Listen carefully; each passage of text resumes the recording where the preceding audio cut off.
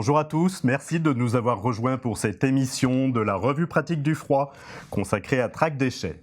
Faut-il le rappeler, la plateforme du ministère de la Transition écologique dédiée à la traçabilité des déchets devient obligatoire pour les fluides frigorigènes après le 31 mars.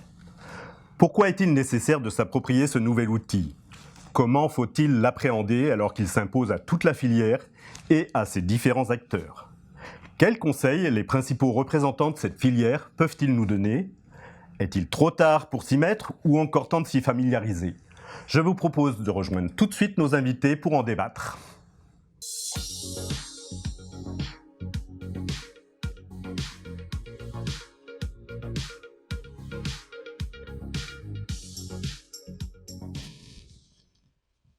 Bonjour messieurs. Bonjour. Bonjour Emmanuel Flao, vous êtes chargé de mission Track Déchets, un organisme qui dépend donc du ministère de la Transition écologique. Bonjour. Bonjour, merci. Bernard Philippe, bonjour. Vous êtes délégué général Alliance Froid, Climatisation, Environnement et vous regroupez dans votre association de nombreux professionnels liés ou participants à la filière du froid et de la climatisation. Laurent Guégan, bonjour. Bonjour. Vous êtes là en tant que président de l'ADC3R, l'association des distributeurs, conditionneurs, récupérateurs et retraiteurs de fluides frigorigènes. Tout à fait. Jérôme Goetz, bonjour. Et vous êtes là, vous, en tant que président de la commission réglementation, sécurité et environnement du SNEFCA. Et vous êtes également directeur général des entreprises Telia, Bertrand Froid et Celsius. Merci messieurs de nous avoir rejoints. Avant de commencer et de rentrer dans le vif du débat, je vous signale que vous pouvez poser vos questions sur le chat de l'émission et nous y répondrons avec nos invités à la fin de cette table ronde. Voilà, alors pour rentrer dans le vif du sujet, Emmanuel Flao, pourquoi Track Déchets ? Est-ce que certains diront que vous vous êtes fait plaisir avec cette plateforme ? Alors pourquoi on a mis en place Track Déchets en 2018 ? On a voulu répondre à plusieurs problématiques. La première, c'est la gestion chronophage de la traçabilité papier, avec la multiplication des bordereaux, des PDF, des signatures, etc. L'archivage, tout ce qui va avec. Le deuxième problème, c'était le caractère vertueux des chaînes. Un producteur n'est pas forcément outillé pour vérifier que l'ensemble de la chaîne de traçabilité, elle est fiable. Avec Track Déchets, on vérifie l'ensemble des acteurs et ça permet de s'assurer que le producteur il confie ses déchets à des entreprises vertueuses. Et le troisième point, c'était il y a bien des outils métiers qui existent, effectivement, qui faisaient de la dématérialisation, mais pour eux, ça n'empêchait pas que derrière, ils rééditaient des documents et les outils métiers ne communiquaient pas entre eux. Donc Track Déchets, du coup, c'est un noyau central qui permet à tous les outils de communiquer entre eux. Et à la base, c'était réglementaire. Enfin, il y a eu un texte. Alors, la traçabilité était déjà obligatoire et réglementaire depuis 2005 pour l'ensemble des déchets. Et là, il y a eu un décret d'application en 2021 pour dématérialiser et des arrêtés d'application pour les déchets dangereux, l'amiante et les fluides frigorigènes qui ont été émis. Jérôme Goetz, du côté des installateurs, comment cet outil est aujourd'hui perçu ? Vous avez fait un sondage, je crois, auprès de vos adhérents ? Oui, on est allé questionner le terrain. On a des typologies d'entreprises assez variées en termes de taille. Il ne faut pas oublier que notre profession, c'est quand même une population d'entreprises plutôt TPE, de moins de 10. Donc il fallait effectivement s'assurer que l'information avait bien suivi. Outre la première phase de pourquoi on nous embête encore un peu dans notre travail et ça va encore nous coûter des sous, etc. Bon, on a beaucoup échangé avec les équipes Track Déchets. Vous avez été aussi très à notre écoute, donc c'était plutôt intéressant.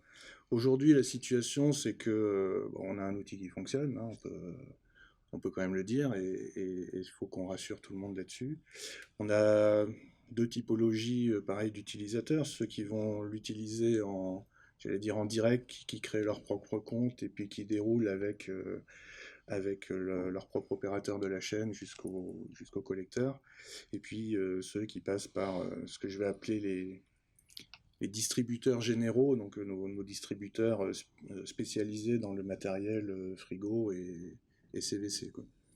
Donc voilà les deux filières qui sont utilisées aujourd'hui. Bon, je ne vous cache pas qu'il y a encore des réglages à apporter. On va y revenir. L'échéance n'est pas loin. On va y revenir. Alors, vous avez parlé des distributeurs. Je passe la parole justement à Laurent Guégan. Qu'est-ce qu'il en est du côté des distributeurs? Nous, au niveau des distributeurs, ce qu'on va appeler de premier rang, c'est-à-dire ceux qui conditionnent d'une manière générale, au niveau de track déchets, on a fait tout ce qu'il fallait pour être prêt.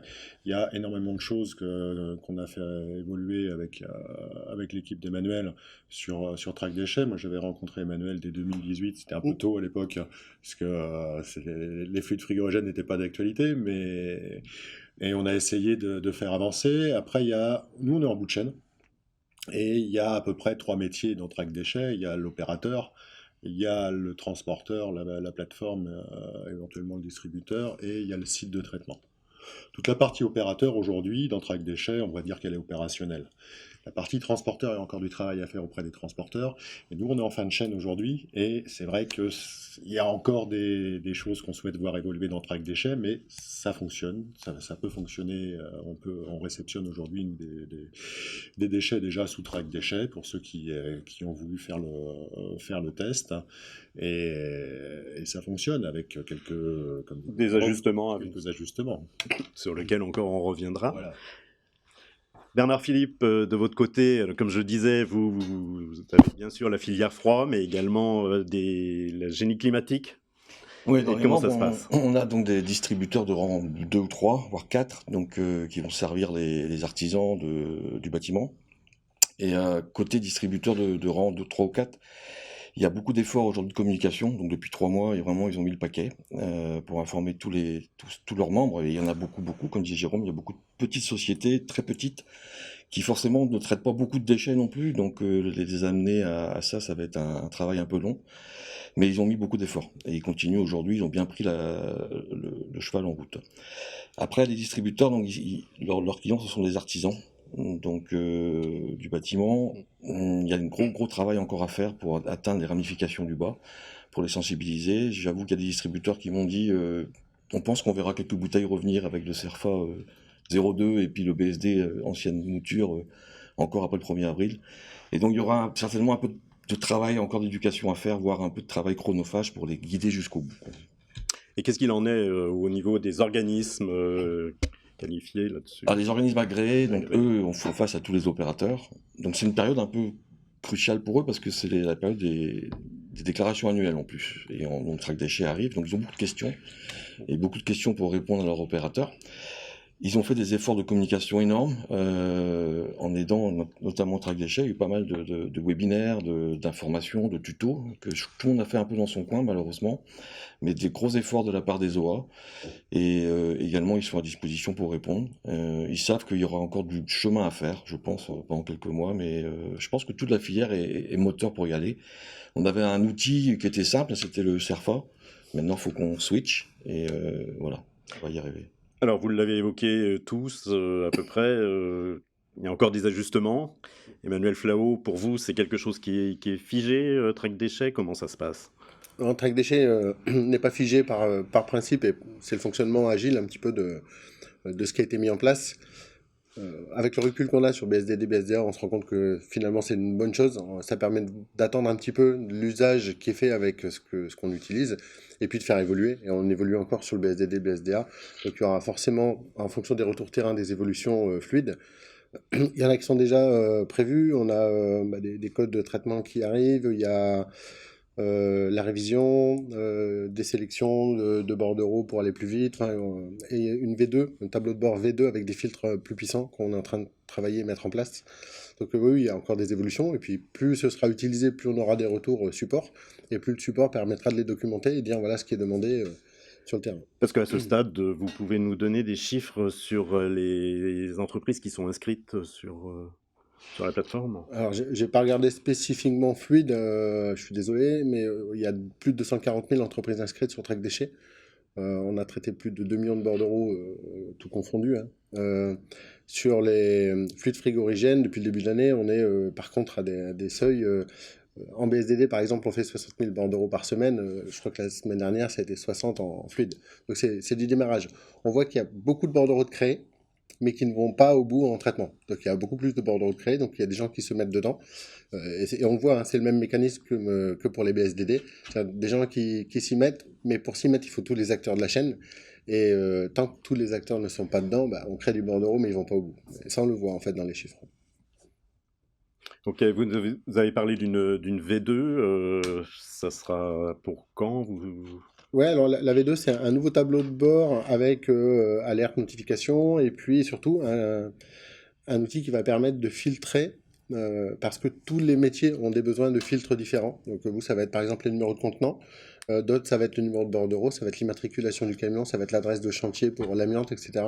Donc les utilisateurs ont besoin de filtres adaptés à chacun à leur métier, et le filtre permettra ça, quoi. Jérôme Goetz, pour vous, l'évolution nécessaire encore, même si vous avez dit que c'était opérationnel et que voilà, ça pouvait être pris en main, qu'est-ce que vous attendez de l'évolution? Comme ça a été dit, effectivement, au niveau opérateur, il y a des efforts qui ont été menés de communication et donc d'inscription également pour beaucoup. Bon, on le sait, l'ensemble de la filière n'est pas encore prête à 100% et donc il y a encore des ajustements à accomplir pour les uns et les autres.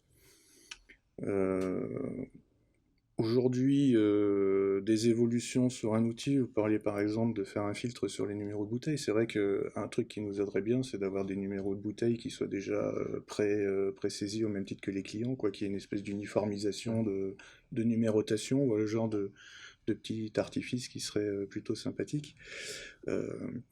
Au-delà de ça, voilà, la plupart des questions qu'on a aujourd'hui, c'est les mêmes qu'on a eues au début. C'est où est-ce qu'il faut cocher? Est-ce que je dois me mettre plutôt comme ça ou plutôt comme ça? Enfin voilà.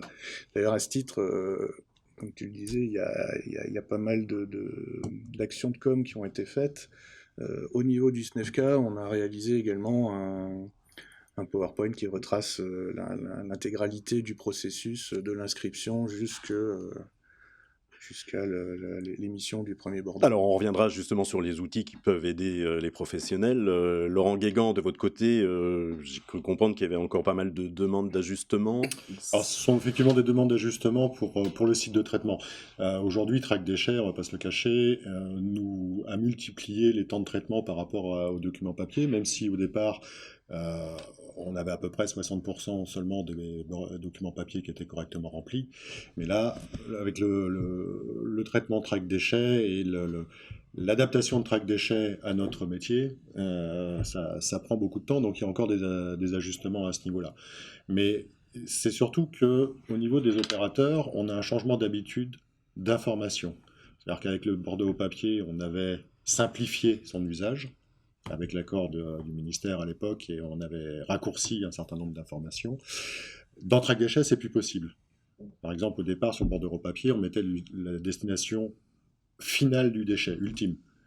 Aujourd'hui, c'est le point suivant. Donc ça oblige, comme disait Emmanuel tout à l'heure, à avoir toute la chaîne qui soit inscrite. Et on a eu un gros problème au niveau des transporteurs au départ. Et aujourd'hui, c'est vrai que certains opérateurs continuent d'utiliser Track Déchets comme ils le faisaient avec le bordereau papier. Et c'est des nouvelles habitudes à prendre, qui nous, en bout de chaîne, nous prennent beaucoup de temps à rectifier. Bernard Philippe, vous, ce que vous entendez, les besoins d'évolution, ils se situent où? Ça va être dans la formation et dans la pratique. Comme disait Emmanuel Faro, il y a beaucoup de gens qui font aujourd'hui des essais, on peut des bordereaux qui se créent. Donc c'est sa méthode Coué, il faudra répéter. Je pense que tout le monde est volontaire pour y aller, l'action est louable. Maintenant, il faut simplifier, il faut fluidifier. Et ça se fera par la communication et la formation, l'assistance, quoi. Les outils métiers qui sont mis à disposition, Jérôme Goetz, qu'est-ce qu'il en est aujourd'hui? C'est quelque chose qui peut être utile, justement? Clairement, en tout cas, c'est le moment pour eux d'en assurer la promotion. J'ai pas pu tester, mais je pense que la plupart de ces applis aujourd'hui sont prêtes et sont connectées avec Track Déchets pour que justement le cheminement soit fluide. Donc clairement, pour un opérateur qui est encore au papier aujourd'hui, c'est une façon de pouvoir évoluer assez simplement et en même temps de gagner en efficacité sur la gestion de ses fluides, sur ses déclarations annuelles, enfin tout ce qu'entoure ces applis métiers aujourd'hui, quoi.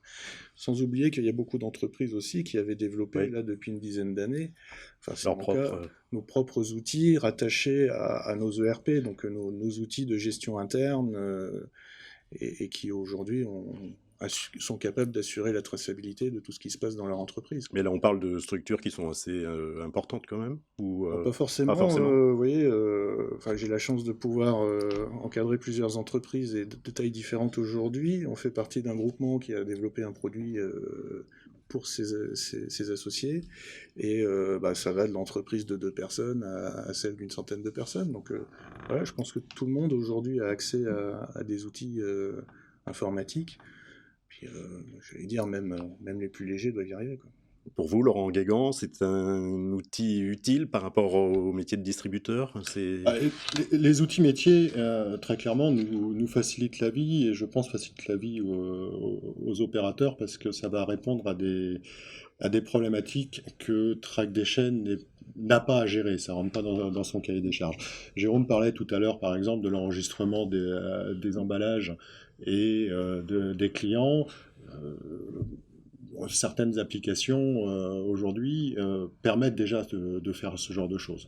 Flashage de l'emballage pour récupérer le numéro, ces applications-là permettent déjà de faire ça. Ce qui fait que ça simplifie, ça évite les erreurs de retranscription manuelle, et c'est vrai qu'en bout de chaîne, ça nous facilite énormément la vie. Chez les distributeurs, Bernard Philippe, du génie climatique, parce qu'ils ont aussi leurs outils, est-ce qu'on est sur le même process de développement? Oui, ils ont plusieurs outils, certains sont mûrs, d'autres moins mûrs. J'aurais redire ce que je dis, hein, il va falloir un peu de temps et de tolérance pour y arriver, mais la volonté y est. Donc ils se sont pris peut-être un peu tard. Ça a été une longue histoire quand même, Track Déchets. Donc c'est quelque part, en cours de route, c'est un peu perdu de crédibilité. On a regagné, on a tous communiqué autour pour y arriver. Donc il y a des outils qui sont presque... Il y en a qui marchent très bien et d'autres qui sont en cours encore. Emmanuel Flahault, vous avez évoqué la V2. Ça risque peut-être de poser des problèmes pour les outils, ou vous êtes Ah non, en communication permanente? Non, la V2, c'est vraiment l'usage de la plateforme Track Déchets en direct. Et c'est le tableau de bord qui va évoluer, la façon dont on le présente, on retrouve les éléments, les informations. D'accord. C'est pas les requêtes qui sont faites sur les bordereaux. Donc vous l'avez évoqué au début, pour vous, Track Déchets ne vient pas vraiment concurrencer ces outils métiers, c'est complémentaire pour vous? On est assez vigilant à ne pas concurrencer des outils du marché, parce qu'il y a des outils métiers propres qu'on ne concurrence pas par définition, parce qu'ils ont d'autres fonctions, et c'est pas notre travail de les prendre en charge. Nous, notre boulot, c'est la traçabilité du déchet. Et après, bah, c'est des outils qui ont tellement de facilité de travail qu'on leur demande juste d'être connectés, mais on veut pas prendre le pas sur ces outils-là, au contraire. Alors, on a évoqué donc les points qui étaient encore à évoluer. Quelles sont les questions ou la question qui vous est le plus souvent posée? Jérôme Goetz, au syndicat, qu'est-ce qui remonte le plus aujourd'hui?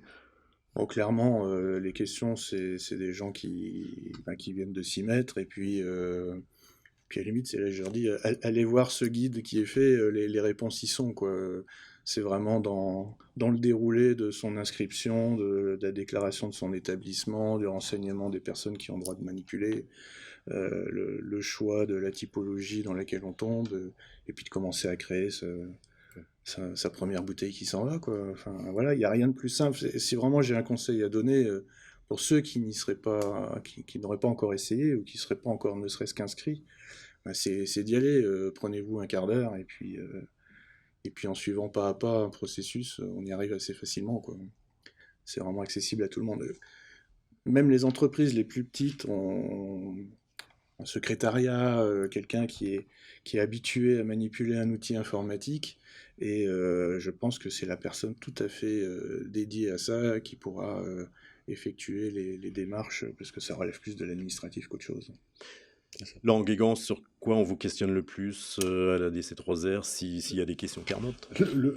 Sur quoi on nous questionne le plus, c'est je trouve plus mon bordereau. C'est parce que, comme je disais tout à l'heure, ils ont gardé les habitudes du document papier et effectivement, au moment où le transporteur arrive et que le transporteur doit signer, comme c'est pas la bonne destination, c'est pas le bon transporteur, il cherche, il le trouve plus. Pour ça qu'on a édité les guides là qui sont en ligne sur le site ADC3R pour justement accompagner pas à pas les opérateurs et les distributeurs. Il y a 2 guides qui ont été faits sur Track Déchets en partenariat avec la FCE. Bernard Philippe, vous, de votre côté, les questions ou ce qui vous semble plus Non, demandé? je pense que le message est passé. Donc maintenant, faut y aller, hein, comme ça a été répété autour de la table. Faut essayer. L'outil, c'est pas un monstre, hein, c'est du pas à pas, comme disait Jérôme, mais faut se lancer. Par contre, le changement, c'est pas naturel. Par contre, c'est naturel de changer, quoi. Donc faut y aller. C'est louable, c'est vertueux au final. C'est comme des déchets, hein, c'est pas rien. C'est des déchets classés dangereux. Donc, et on est dans l'œil du viseur sur ces fluides fluorés, donc autant être exemplaire sur le sujet. La France a toujours été. Et la France et en Europe, c'est vrai, merci Laurent, est un bon élève. Satisfecit. Qu'est-ce qu'il en est du côté donc de Trek Déchets par rapport à ces outils, puisqu'on a évoqué de votre côté, vers quoi les gens peuvent se tourner pour avoir des informations? Alors, ouais, sur Track Déchets, on a multiplié, on a compris que on échange beaucoup avec le terrain. Donc, on a compris qu'on était sur des acteurs complètement différents entre le producteur à qui on doit une traçabilité, mais qui finalement fait pas grand-chose, l'opérateur, le distributeur, l'installation de traitement. Donc, on a mis en place tout ce qu'on pouvait faire en communication. Donc, on accompagne les entreprises qui nous le demandent. On fait des formations tous les mardis et il y a des formations spécifiques nombreuses sur les flux frigorigènes. Là, on a mis en place des tutos. Je m'inscris, je crée mon premier bordereau simple, je fais mon bordereau de regroupement, je fais mon bordereau de transit. Donc, il y a des nouveaux tutos qui ont été encore mis en place cette semaine. Des flyers pour accompagner les entreprises, donc ils sont disponibles sur le site pour dire je vais distribuer de la communication à mes clients, mes prestataires, mes partenaires. On a même fait des embryons de messages ou de courriers qu'on peut réutiliser et modifier à sa sauce. Donc voilà, on essaye d'être aussi présent et proactif pour aider la filière. Les formations que vous évoquez, il faut s'inscrire, Non, il n'y a pas d'inscription préalable, il y a un lien et c'est tous les mardis à 14h. Et à votre avis, c'est pour tous les profils? On évoquait la personne qui s'occupe de l'administratif dans une société, vous lui conseillez d'aller sur ce genre de tuto où on est vraiment sur des outils un peu de professionnels, entre guillemets, discussion de professionnels? C'est ouvert à tout le monde. Le thème, il est bien inscrit avant. Donc, quand on va sur Track Déchets, on voit les futures formations qui vont avoir lieu. Donc, le thème, il est inscrit. Ça peut être vraiment, je fais un bordereau simple. Donc, je suis opérateur et je fais un bordereau. Ou je rentre dans la complexité. Et là, c'est pour un personnel peut-être un peu plus averti parce qu'il faut commencer à regrouper, savoir ce qu'on fait du déchet, etc. D'accord. Donc, Jérôme Goetz, vous l'avez évoqué aussi, les outils, si vous pouvez nous redonner un peu ce qui existe au sein du SNEFCA aujourd'hui. De la même façon que la DC3R, on a travaillé de notre côté, on a mis en place un outil, un guide qui permet de dérouler donc, le processus. Il est en ligne et également sur le site du SNEFCA. Faut être adhérent? Faut être adhérent. D'accord. On a joué cette carte pour l'instant. Ok. Tout à fait. Et enfin voilà, moi je pense qu'on va ouvrir aussi une nouvelle ère sur la traçabilité au sens un peu plus large. Parce que la prochaine émission que vous allez pouvoir faire, c'est sur les autres déchets dangereux, puisque cette plateforme ne gère pas que l'aspect fluide frigorigène, et donc on va aussi être confronté à ça pour nos huiles, etc. Enfin, on y est, pardon, confronté. Vous parlez du BSDD. Le BSDD, ouais. Ou sur lequel on va pouvoir revenir certainement. Je passe quand même la parole à Laurent Guégan. Au niveau des outils, vous nous avez dit, ils sont déjà disponibles? En libre accès sur le site ADC3R et ils le seront également sur le site de la FCE. Dès lundi. La FCE? On s'est associé à ADC3R sur les guides, donc il y a un guide distributeur et un guide opérateur, bien distincts. Également, ils sont d'accès dès lundi sur le site. Ok. Oui, vous avez évoqué, on peut revenir dessus, le BSDD.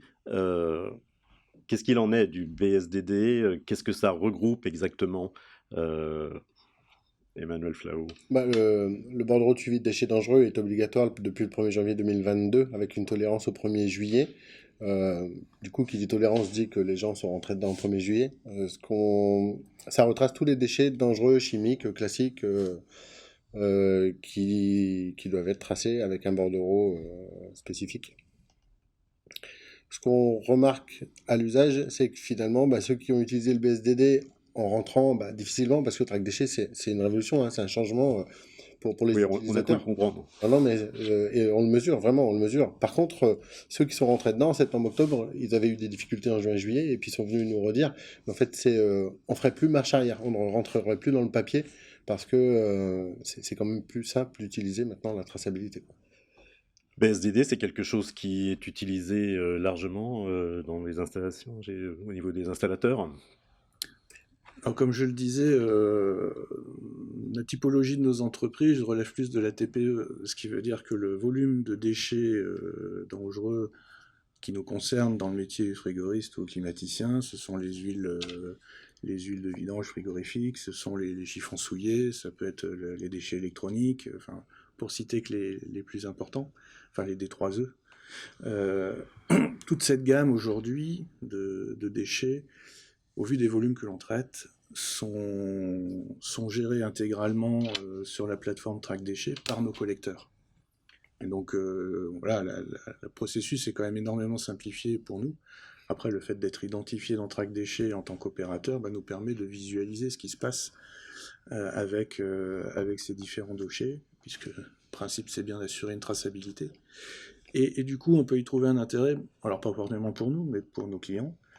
Certains de nos clients ont une démarche ISO sur l'aspect environnemental et donc ont besoin de justificatifs sur ce que l'on opère chez eux.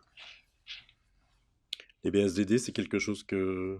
Alors, BSDD, nous, on l'utilise depuis qu'il a été mis en ligne, hein. Nos clients l'utilisent également, puisque une particularité sur le BSFF, c'est qu'il a permis de rapatrier certaines typologies de produits dans le BSFF qui étaient déjà obligatoires dans le BSDD. Je pense à l'ammoniac, par exemple, je pense au SF6, donc, il y avait déjà cette obligation-là, et comme on avait une problématique de transporteurs dès le départ, puisque un certain nombre de transporteurs nous ont dit on arrête, compte tenu de la difficulté de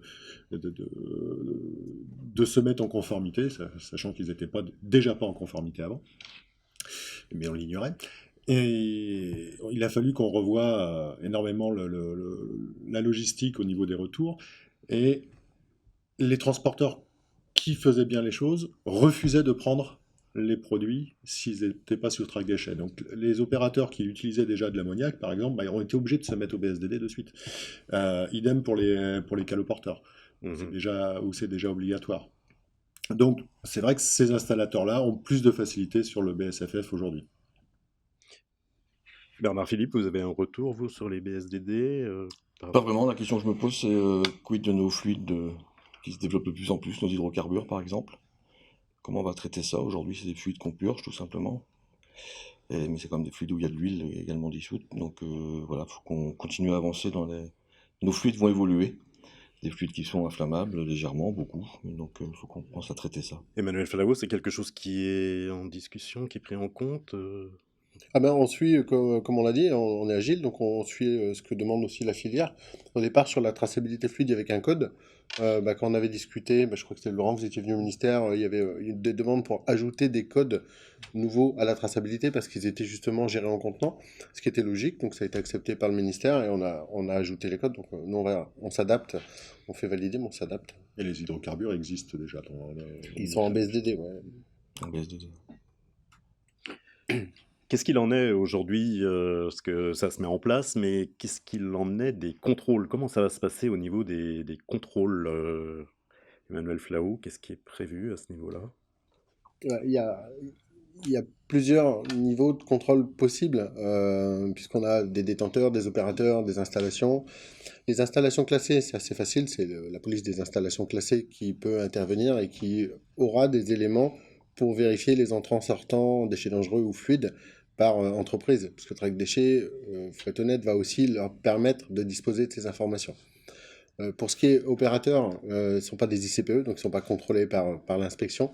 Ça veut dire qu'un opérateur qui gérerait mal ses déchets, si ça se voit quand il a un contrôle de son organisme, bah, il peut être, ça peut, enfin, la suite des interventions peut arriver de là. Donc ça peut être une mauvaise gestion des déchets, et là, la police de l'environnement peut encore intervenir, quoi. Jérôme Goetz, par rapport au contrôle, c'est quelque chose qui est appréhendé comment, de votre côté? Bon, comme tout Français, on n'aime pas trop ça, hein, donc non, plus sérieusement, on est quand même dans une filière qui, depuis de longues années, maintenant, a dû s'assurer de former son personnel, de le qualifier, d'assurer toute une démarche, et dans laquelle nous sommes audités au moins tous les 2 ans par un organisme extérieur, en ce qui concerne la gestion des fluides frigorigènes. Donc ça va de la capacité de nos personnels à manipuler, s'assurer qu'ils soient formés, qu'ils aient tout l'outillage nécessaire. Donc sans être fliqué, on sait qu'on est quand même sous l'œil et qu'on est bien contrôlé sur tous ces sujets-là déjà depuis de longues dates. Donc c'est plus une nouveauté. Laurent Guégan, alors vous, j'imagine que... Nous, on a toujours été en ligne de mire et on a toujours reçu aussi bien les DREAL que le ministère dans tous nos sites. On a minimum 3 inspections par an d'une manière générale, pour des thèmes différents, mais généralement, ils regardent un petit peu tout. Donc, pour nous, ça ne va pas changer grand-chose. La seule différence, effectivement, c'est qu'aujourd'hui, là où on avait le droit à l'erreur avant, l'opérateur avait le droit à l'erreur, le transporteur, le site, etc. Et on pouvait corriger facilement les choses. Dans Track Déchets, même la correction se voit. Donc, on a tout l'historique. Et il y a la Track Déchets est relié, ou va être relié, s'il est relié déjà au registre national des déchets au niveau des flux, donc qui gère en temps réel de toute façon la déclaration des flux de déchets. Non, Philippe. Parmi les organismes agréés là, qui sont membres, je les ai consultés sur le sujet. Aujourd'hui, un organisme agréé, lorsqu'il fait son contrôle, va faire un échantillonnage du CERFA et effectivement va voir s'il y a eu des BSD, des CERFA qui ont servi de BSD. Donc demain, rien n'est écrit dans le code de l'environnement par rapport à Track Déchets. Je pense qu'il y aura peut-être quelque chose à préciser. De toute façon, le code de l'environnement va être amené à être bouleversé avec la révision de l'AFGAS. Donc il y aura peut-être quelque chose à préciser là-dessus dans le code de l'environnement. Parce qu'un NOAA, demain, il va faire quoi? Il va vérifier que l'opérateur est inscrit, ça va être la première étape. Et s'il y a eu un déchet de fait, donc de vérifier que le processus est fait, quoi. Mais c'est pas clairement exprimé dans sa mission aujourd'hui. J'en profite pour rebondir, vous parlez de la FGAS. Je pense que vous travaillez aussi beaucoup dessus. Et comment vous voyez l'évolution, ou vous avez des échéances à nous donner, peut-être? La volonté reste d'avoir un règlement effectif en janvier 2024. Et là, on voit que la présidence suédoise, qui avait dit que c'était pas une priorité, met le pied sur l'accélérateur énormément. Donc là, la commission envie à donner un texte qui est assez inquiétant. Là, c'est au niveau du Conseil aujourd'hui, donc les États membres de se manifester, et puis le Parlement va voter fin du mois, et après on va partir en trilogue plutôt que prévu, parce qu'on va partir en trilogue après Pâques. Et voilà, donc... Il peut y avoir une incidence par rapport à Track Déchets sur l'évolution de la FGAS, ou non, ça sera... Non, parce que nous, on s'occupe vraiment que de la partie traçabilité en elle-même. Non, il n'y a pas de gros impact. Alors en revanche, puisqu'on aborde l'Europe, est-ce que d'autres pays européens ont ce système que nous avons de cette plateforme? Alors, sur la plateforme de traçabilité de déchets, globalement, oui, il y a des États qui se sont mis dessus, Angleterre, Allemagne, Espagne, Italie. Et pour les fluides, alors Laurent a plus d'informations que moi sur la partie fluide. Voilà. Parce que j'ai pas suivi la partie fluide spécifiquement, mais des outils qui sont mis en place, pas forcément aussi évolués et pas forcément obligatoires. Et du coup, une traçabilité dématérialisée, pas obligatoire, on n'a pas suffisamment de données ou c'est pas suffisamment fiable. Donc bon, on est un peu précurseur et je pense un bon exemple aussi quand ça fonctionne.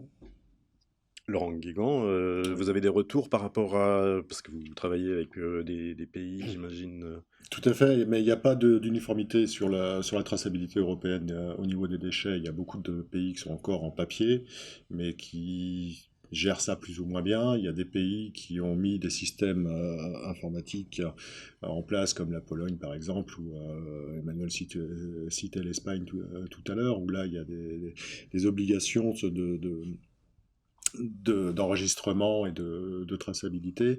Mais d'une manière générale, il n'y a pas d'uniformité et c'est très très difficile d'avoir des éléments. On le voit avec les éléments que peut recueillir l'Agence européenne de l'environnement, où les quantités qui sont annoncées récupérées sont même inférieures à ce que rien qu'au volume de français.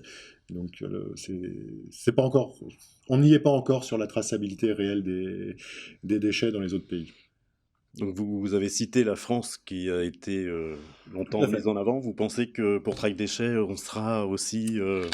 Bah, ça va nous permettre de confronter un petit peu tout ce que l'on disait jusqu'à présent. Notre track déchets va permettre de valider tout un tas d'éléments qui étaient et d'acter tout un tas d'éléments qui étaient annoncés. Maintenant, il n'y aura plus possibilité de se cacher. On aura tous les éléments. Aujourd'hui, la France, si on prend les volumes qui ont été, les émissions qui ont été évitées depuis 93 en France, on en est à 65 millions de tonnes équivalent CO2. Donc c'est énorme.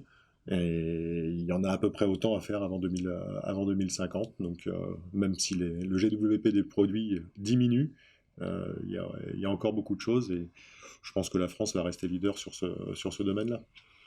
Donc à vous entendre, bon écoutez, ça a l'air de bien marcher, bien se dérouler. Je vais quand même aborder peut-être un point qui fâche. Si jamais la plateforme venait à avoir un problème, hein, comment ça se passe dans ces cas-là? Ça peut arriver, hein, ça reste un outil informatique avec les difficultés techniques. C'est arrivé l'an dernier. Et hier, on a eu un petit incident connexion API, par exemple, qui dépendait pas de nous, qui dépendait d'un outil auquel on est rattaché, qu'on paye, Valine, et qui avait eu un souci. Ça n'a pas duré très longtemps.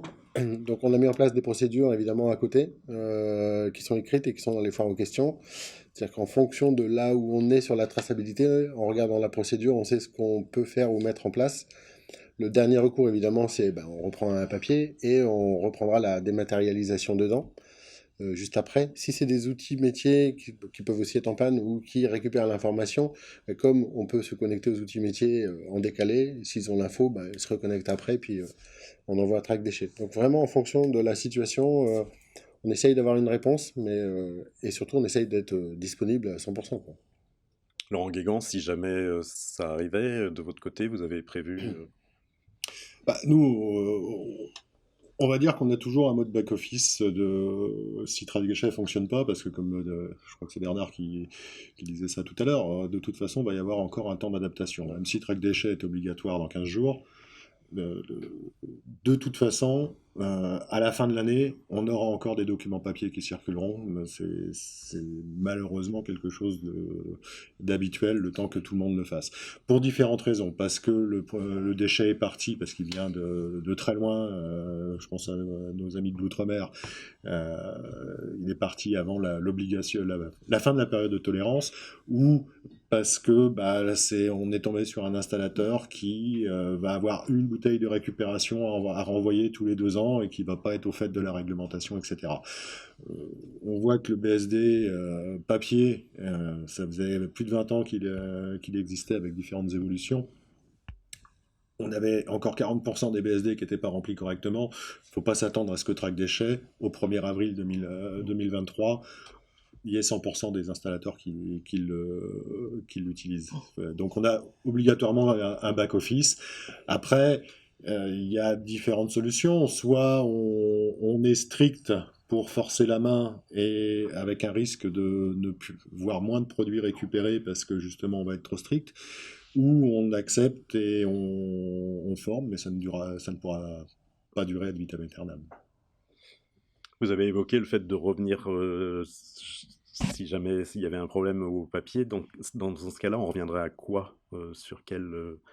On met un support PDF vierge de traçabilité disponible sur la foire aux questions, ce qui permet de dire, voilà, on a vraiment un souci, du coup, on reprend le document, sachant que de toute façon, on peut remettre les données après dans Track Déchets, on peut les ressaisir si on veut qu'elles soient dématérialisées. L'objectif, c'est que tout soit dématérialisé dans la mesure du possible pour que les registres soient complets et qu'on n'ait pas 2 registres à tenir, le registre papier et le registre des maths. Ça, c'est intéressant aussi. Mais je suis aligné avec ce que disait Laurent. On sait très bien, pertinemment, il y aura encore du papier pendant un moment, quoi. Oui, Laurent. Un point par contre qui peut être intéressant, c'est que justement on parlait tout à l'heure des applications privées qui ont été développées. C'est aussi une sécurité par rapport à un risque de non-fonctionnement de track déchets, dans le sens où ces applications, d'une manière générale, ont un mode de fonctionnement hors ligne. Donc, si track déchets n'est pas accessible, on peut quand même continuer à saisir, et dès qu'il y a la connexion se refait, bah ça envoie. Donc, c'est une sécurité supplémentaire par rapport à track déchets. Est-ce qu'il en est également de votre côté au niveau des outils Les outils, oui, des outils d'entreprise. d'entreprise? D'opérateurs, oui. Le fonctionnement est tout à fait similaire. Nous avons parlé de la fiche d'intervention, dont la V3, la 15497 V3, devient donc obligatoire, si je ne me trompe pas, au 1er avril également. Oui. Qu'est-ce qu'il en est aujourd'hui? On est toujours sur cette...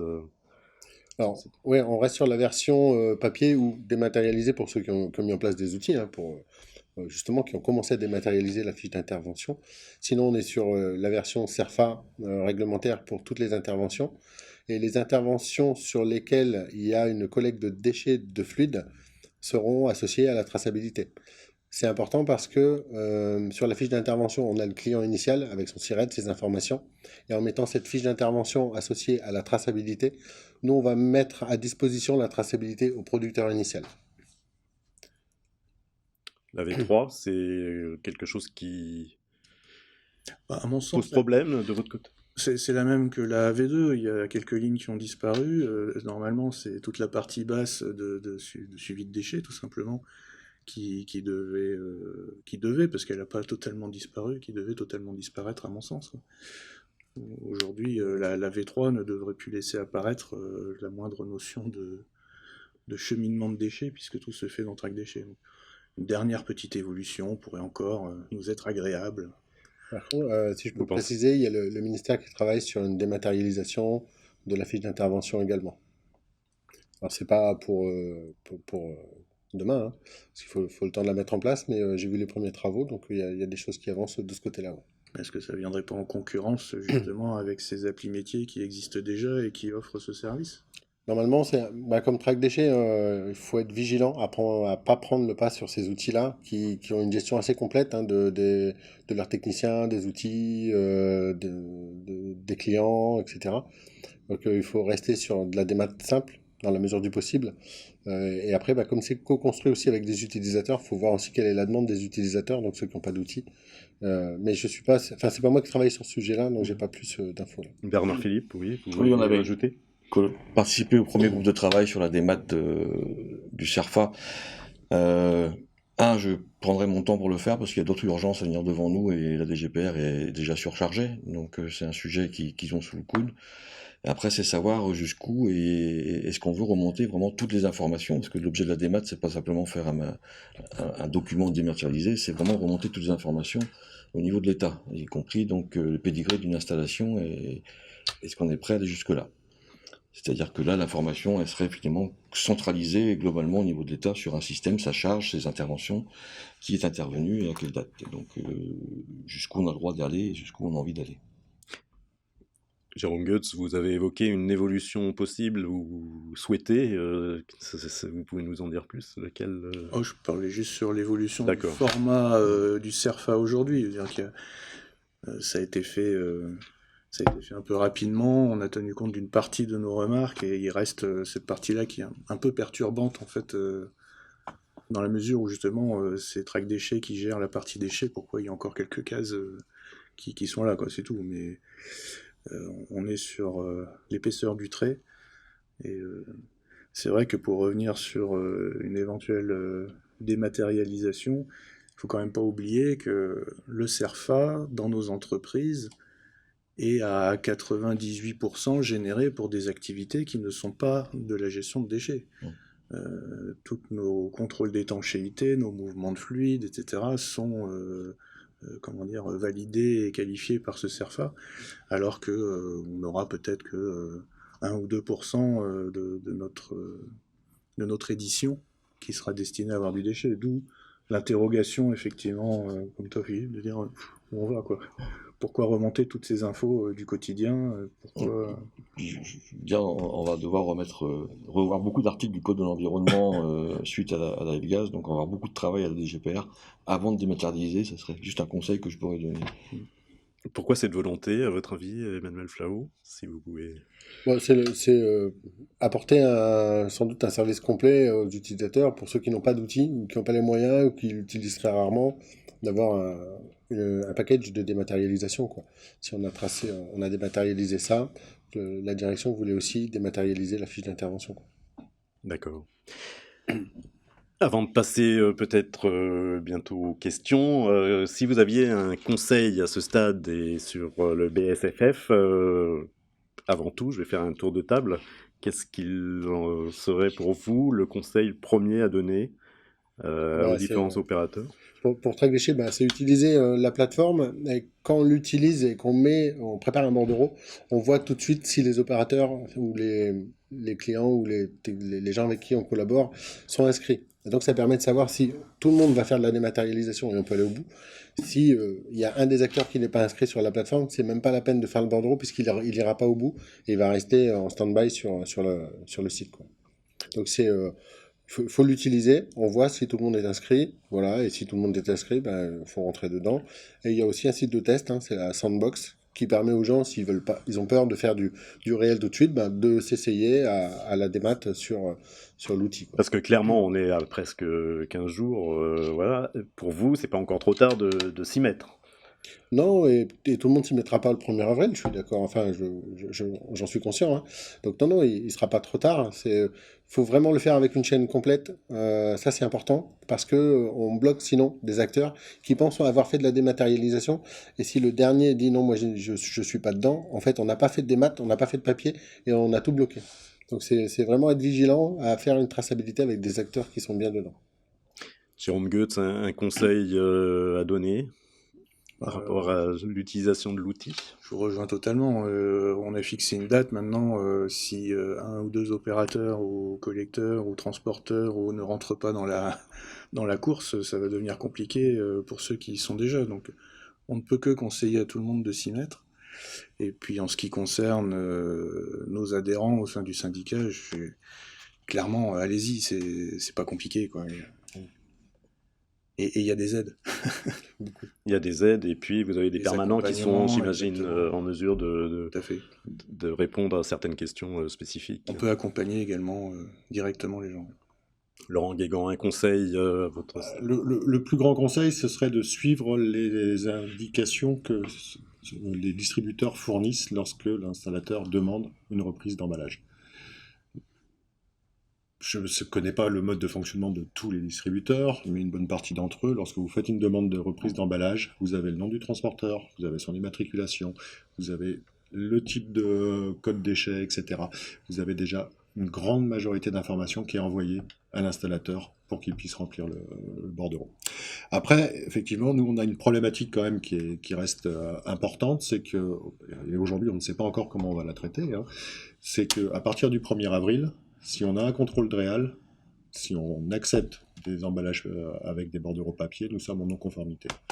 Et aujourd'hui, je n'ai pas de réponse claire sur une tolérance pour le site de traitement, sur le mode de fonctionnement, comment ça va se passer, mais c'est une interrogation. Mais vous l'aurez peut-être d'ici le 1er avril, là. Non, mais je peux apporter dans Oui. le fond, si vous le souhaitez. C'est un petit peu comme le BSDD. Ce qu'on regarde, c'est est-ce que les acteurs sont dedans ou pas. On comprend bien que vous allez recevoir et de la dématérialisation et encore du papier. Mais si vous faites de la dématérialisation, c'est que vous êtes engagé dans la démarche. Donc la DREAL ne va pas aller vous dire que vous avez encore du papier. Oui, il y en aura toujours, il y en aura encore.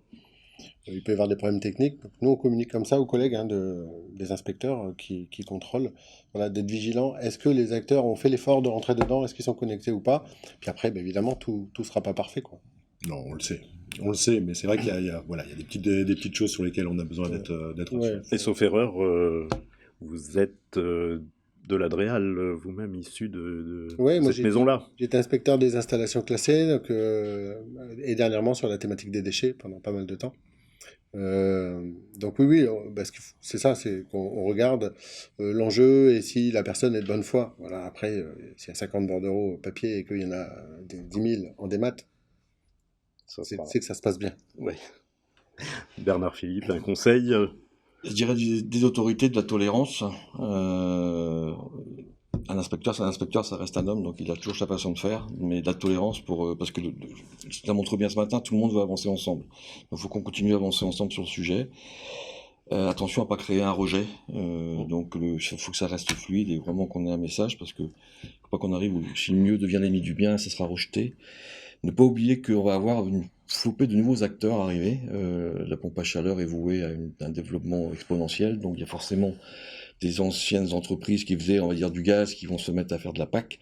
Il y aura des nouveaux acteurs sur le marché de la climatisation et de la pompe à chaleur. Il faut les embarquer tout de suite sur le sujet, quoi. Donc vraiment, moi je dirais continuer à avancer ensemble et se revoir dans un an en disant ça marche bien, quoi. Parfait. Emmanuel Flau, avant de passer aux questions-réponses, quand même une dernière question pour vous. Il n'y a pas une tolérance nouvelle qui va être instaurée. L'échéance du 1er avril est toujours là. On ne va pas encore à nouveau. C'est pas un poisson. Non, voilà, c'est pas un poisson. L'échéance, elle est maintenue. Et on sait très bien que si on modifie l'échéance, en fait, on recule pour tous les acteurs, y compris ceux qui ont fait l'effort et qui sont déjà connectés. On recule la date d'entrée pour tout le monde. Donc il faut une date, faut lancer un départ. Voilà, on rentre. Maintenant, c'est une course qui commence en fait, qui a commencé, mais pour certains, qui va débuter le 1er avril. Ouais. Bien, de toute façon, j'ai cru comprendre que ça marchait pas trop mal, donc voilà, après, c'est au dernier retardataire de s'y mettre. Laurent, oui. On a précisé, si vous permettez, c'est que, comme aujourd'hui, au niveau des sites de traitement, ça génère énormément de travail supplémentaire par rapport à la gestion papier, il est possible, même probable, qu'il y ait un engorgement en termes de traitement des documents track déchets, parce que ça nécessite énormément de recherche, voire de modification des documents, qui nécessitent de refaire toute la chaîne du BSFF. Donc c'est possible que, effectivement, au 1er avril, au lieu de traiter comme c'était fait avant, ça prenne un tout petit peu plus de temps. En bout de chaîne. Très bien, écoutez, je pense qu'il doit y avoir eu un certain nombre de questions de poser, et je vais demander donc à la régie de nous intervenir. Donc, qu'en est-il au niveau des questions ? Oui, beaucoup de questions techniques. Je vais commencer par la première. Track déchets pourrait-il à terme devenir payant ? Alors merci Lilian pour cette première question. Lilian étant journaliste à la revue Pratique du froid, il a pu recueillir. Qui veut répondre à cette première question? Monsieur Flau, j'imagine. Il est pas prévu, hein, c'est marqué que Track Déchets était gratuit, il n'est pas prévu de le rendre payant. C'est un vrai coût, hein, Track Déchets a un coût pour le ministère, mais voilà, c'est une volonté. C'est aussi, ce qu'on met comme argent dessus, c'est aussi ce qu'on ne mettra pas sur la partie gestion environnementale des déchets mal traités, mal gérés et qui polluent l'environnement. Lilian, une autre question? Oui. Pourquoi renvoyer une bouteille à moitié vide pour destruction, cela entraînant des frais de bouteille, de transport et d'écologie? Qui veut répondre? Peut-être répondre, effectivement. On l'avait évoqué avant l'émission avec Jérôme, justement. C'est effectivement une problématique. La difficulté est la gestion du parc d'emballage. Un parc d'emballage, ça a un coût énorme. Et il est indispensable d'avoir une rotation des emballages pour pouvoir avoir suffisamment d'emballages pour répondre aux besoins des opérateurs. Donc effectivement, la rotation des bouteilles est un point important.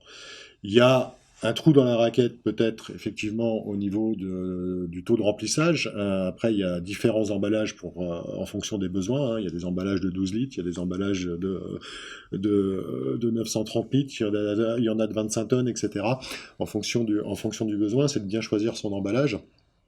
Et après, de façon à mutualiser le transport et d'éviter justement au maximum les émissions de CO2, on a une capillarité des points de dépôt en France entre tous les distributeurs qui est quand même assez importante, donc ça permet de limiter. Mais la rotation des emballages est un point crucial à la réussite de la collecte. Oui, Si on pose la question dans l'autre sens, à moitié pleine, on voit peut-être la réponse différemment. Et puis, la rotation, effectivement, est importante sur l'aspect du collecteur qui nous les met à disposition. Il ne faut pas oublier que la plupart des distributeurs aujourd'hui nous donnent un délai d'environ 3 mois. Enfin, c'est Tout à fait. une action commerciale de chacun pour que nous puissions garder cette bouteille dans notre parc en tant qu'opérateur. En 3 mois, pour ceux qui ont un peu de débit, ça peut laisser le temps peut-être de la remplir à 100%. Il ne faut pas oublier qu'une bouteille peut contenir plusieurs collectes sur plusieurs sites détenteurs, à condition bien entendu que ce soit le même fluide. Donc on peut aussi la rendre pleine. Lilian, une autre question peut-être? Oui. Une entreprise étrangère de l'Union européenne, d'un pays de l'Union européenne, qui intervient sur le sol français, est-elle concernée par traque déchets? Alors, il y a plusieurs façons d'intervenir sur le sol, c'est transporteur. Donc, traque déchets accepte des transporteurs étrangers, évidemment, puisque la réglementation le permet.